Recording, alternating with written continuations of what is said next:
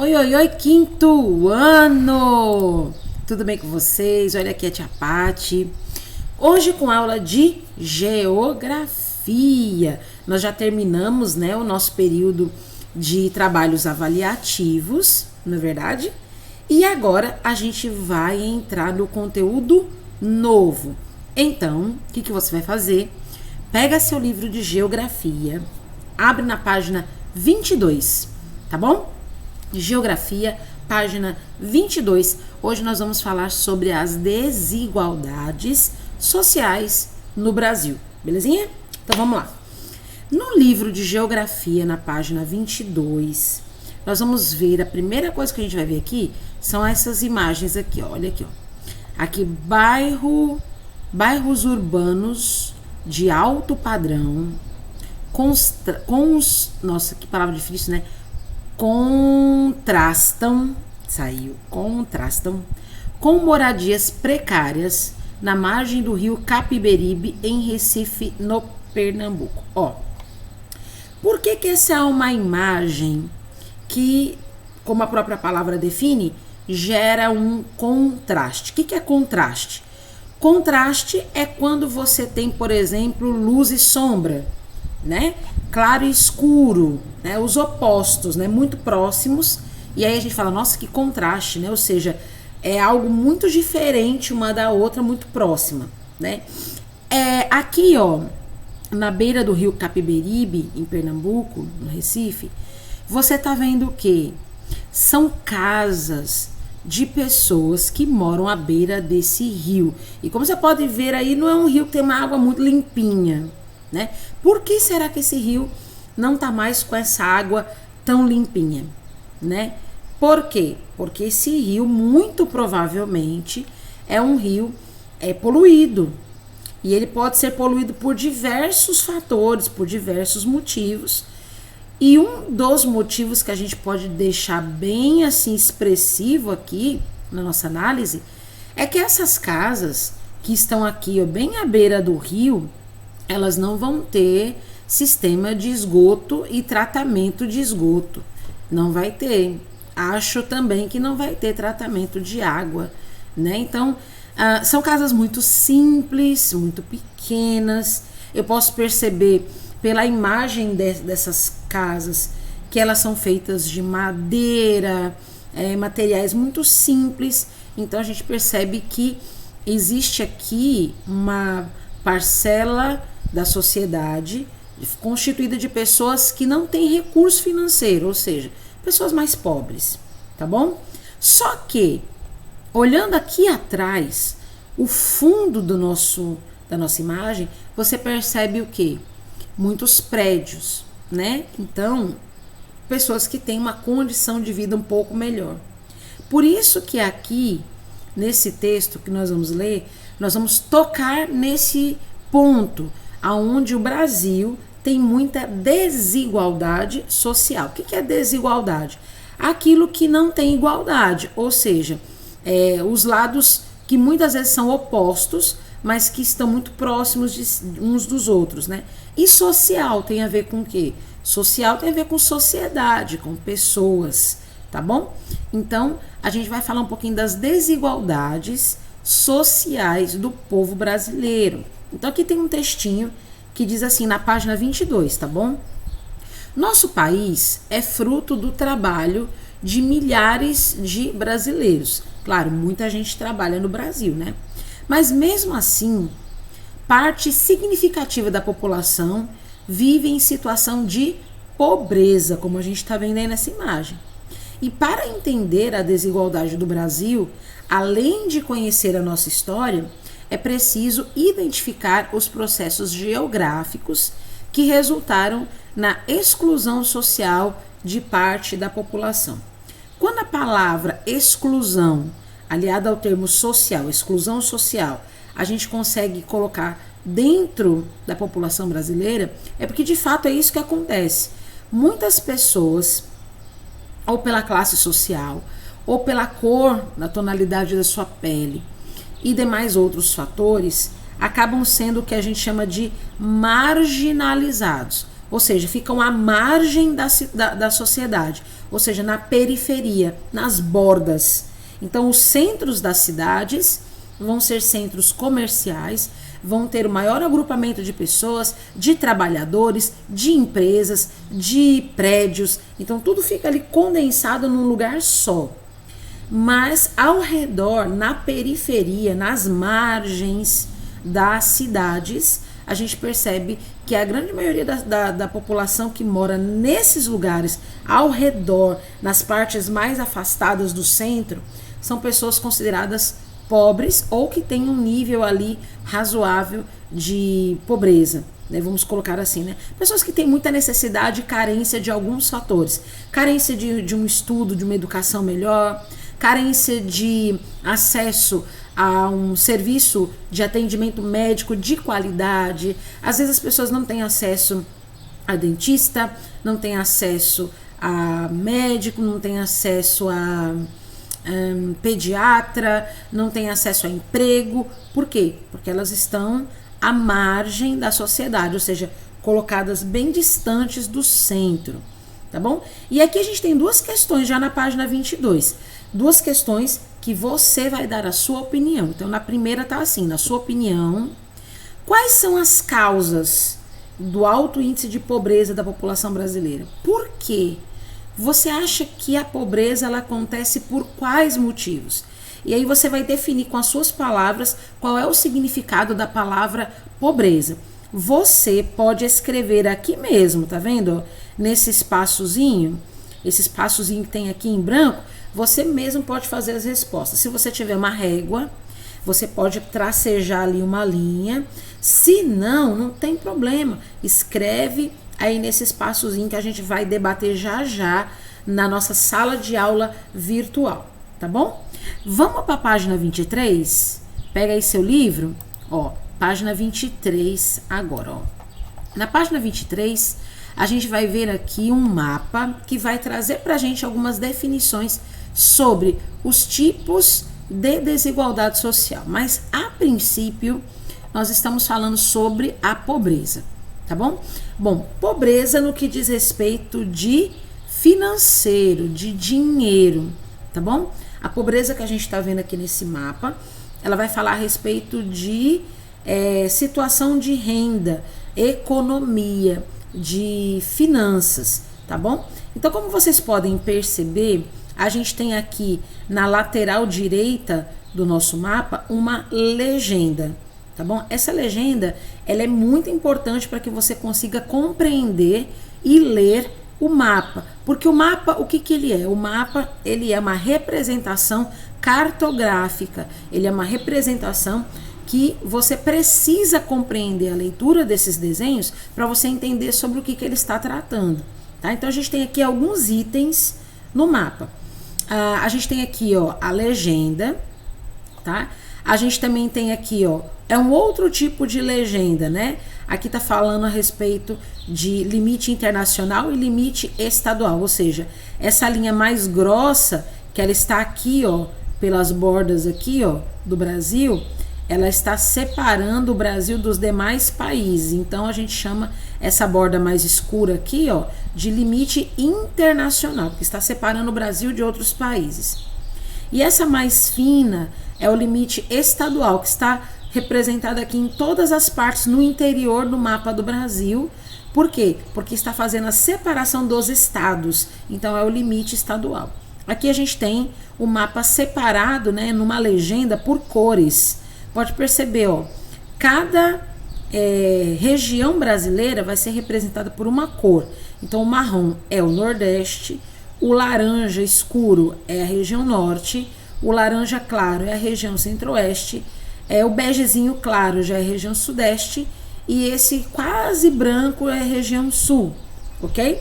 Aqui a gente tem a rosa dos ventos, a localização no mundo, onde está o Brasil no mapa mundi, a escala, né, que a gente tem aqui, a escala aproximada de redução, porque o mapa ele tem que ser uma representação proporcional, porque a gente não pode ter os 8 milhões de quilômetros, né, do mapa brasileiro desenhado numa folha de papel. Então é feita uma redução proporcional ao tamanho do Brasil para caber aí na sua folha na página 23, tá bom? Então vamos observar aqui a legenda. No Nordeste, nós temos então em situação de pobreza 43% da população, olha, quase a metade, é muita gente. No Norte, também 43%. Na região Centro-Oeste, 17%. Na região Sudeste, 15%. Na região Sul, 12%. Então perceba, a região Sul, ela é a região, essa que está aqui embaixo, tá? A região Sul é a região menos empobrecida de todo o Brasil. Isso se deve pela questão também da colonização. Nós já estudamos isso na primeira fase do primeiro bimestre, tá? Quando aconteceu os processos de imigração aqui no Brasil, muitos imigrantes que vieram para cá vieram da Europa. Então eles trouxeram as suas técnicas, conhecimentos voltados para a área da agricultura e começaram a colocar o Brasil para funcionar nesse sentido, ok? Então é uma área onde, devido à cultura dos imigrantes, todo mundo é muito facilmente adaptável ao trabalho. Então, quanto mais trabalho, menos pobreza, certo? Um dos fatores, tá vendo? Um dos fatores da pobreza é a situação de desemprego. É uma região que tem pouco desemprego. Outro fator também é a questão da alfabetização. É uma região do Brasil que tem pouquíssimas pessoas que ainda não são alfabetizadas, né? Então, quanto mais você tiver condição de estudar, né, numa região do Brasil, quanto mais condição seja dada aos jovens para que estudem, menos pobreza, porque eles vão ter mais qualificação, eles vão ter mais oportunidades, certo? E também o índice de saúde, né? Aqui na região sul do Brasil, a gente tem um índice de cuidado, né, com a questão do saneamento básico muito grande. E o que é saneamento básico, tia? Saneamento básico é o cuidado necessário, básico para a sua vida, como por exemplo, abastecimento de água encanada, água pura, potável, né? Que vem, por exemplo, aqui na nossa casa, vem da CAGES, né? Isso é importante. Rede de esgoto e tratamento de esgoto, porque a água que vem para nossa casa, ela vem tratada, ela passa por um tratamento muito longo, né, antes de chegar na nossa casa, e quando a gente joga fora essa água já usada, ela também tem que ser tratada antes de ser devolvida aos rios, tá? A gente vai estudar bem direitinho isso nos próximos bimestres, tá bom? Então esses três fatores são principais: as condições de saneamento básico, porque vão ajudar nas questões de saúde, a questão da escolaridade, que é a educação, e a questão também de renda por trabalho. Na região Nordeste e na região Norte existem baixas condições de trabalho e o trabalho ele é pouco remunerado, né? Você pode perceber aí pela questão, por exemplo, eu morei em São Paulo muitos anos, né? Eu morei 27 anos em São Paulo e moro aqui há 12 anos, né? Agora você já sabe quantos anos eu tenho. Eu percebo a diferença muito grande nos fatores que são colocados quanto ao valor pago por um determinado trabalho. Por exemplo, lá em São Paulo, a gente chama de diarista, a pessoa que vai trabalhar cuidando da limpeza, né, de uma casa, de um escritório, né? Uma diarista em São Paulo, na época que eu morava lá, não sei hoje, né? Mas na época que eu morava lá, uma diarista para trabalhar das 7 da manhã às 5 da tarde, ela recebia em torno de R$100 por dia. Aqui, na região onde a gente mora, talvez ela receba R$100 por mês, né? Então, para ela ir trabalhar, por exemplo, 2 vezes na semana, então ela trabalha 8 dias no mês e recebe o que lá em São Paulo a pessoa receberia por um dia de trabalho. Então, as condições de remuneração também são inferiores, tá bom? Então é importante a gente sinalizar isso aqui também. E aqui a gente tem a interpretação do mapa. Você vai dizer para mim o que o mapa está representando e não vale colocar só o nome do mapa, tá? Não vale colocar só a situação aqui do mapa de 2016, mas tente escrever um pouquinho sobre o que o mapa está representando com base naquilo que eu acabei de lhe explicar. Se você quiser, dá volta aqui alguns segundinhos, né, naquilo que eu acabei de explicar para você poder responder essa questão aqui, tá bom? E a número 2, qual a região concentra o maior percentual da população em situação de pobreza? Então agora você vai analisar aqui o mapa, observar aqui, ó, dentro da nossa legenda, qual é a região, na verdade, que possui então aí o maior percentual de pobreza. Deixa eu ver até que página que a gente vai hoje. Vamos à página 24? Então vamos lá para a página 24, olha aqui, ó. Página 24. A gente tem aqui alguns gráficos para a gente analisar e em seguida fazer então as atividades da página 25 também, tá bom? Bom, primeiro, a gente pode analisar tudo de uma vez, né? Vamos um por um. Ó, a gente pode classificar as desigualdades sociais em 3 grandes grupos. Primeiro que a gente vai observar aqui, ó, desigualdade de gênero, tá? Quando a gente fala em desigualdade de gênero, nós estamos falando sobre homens e mulheres, tá? Então aqui a gente está vendo um gráfico que ele está explicando as horas dedicadas aos afazeres domésticos por semana. Ou seja, afazeres domésticos é todo o trabalho que é feito dentro de casa, tá? O azul representa os homens, o rosa representa as mulheres. Claro que vocês estão vendo que muito mais mulheres trabalham dentro de casa, né? Então a totalidade aqui do gráfico é de 18, né, para 10, tá vendo aqui a diferença, ó? E aqui vocês estão vendo também a questão da tonalidade de pele, né? As pessoas brancas ou as pessoas pretas ou pardas. Eu não sei nem se é isso que a gente deve chamar, né? Pessoas pretas.